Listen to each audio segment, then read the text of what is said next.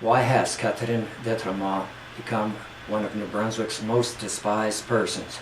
Granted, she set herself up when she laid a complaint to herself against longtime employee Wayne Grant because he couldn't speak French. No matter how you cut it, that was one faux pas on her part. Why bilingualism has become a problem has to do more with New Brunswick's economics than with d'Etremont herself. More precisely, the problem of bilingualism is due to the scarcity of employment in the province.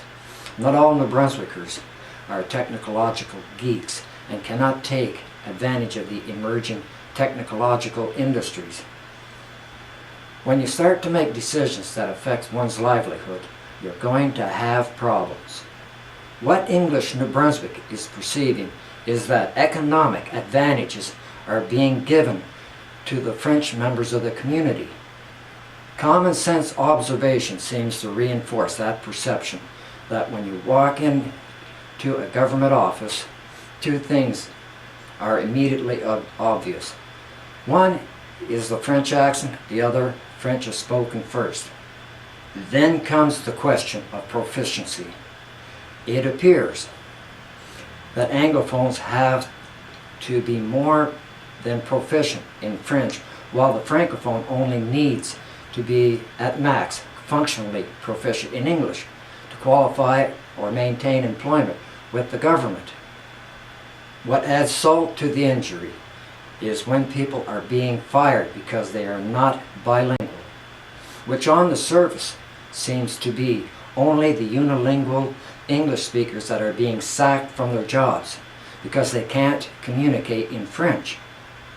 There are no known reported cases where French unilingual persons are being dismissed from their jobs because they can't speak English.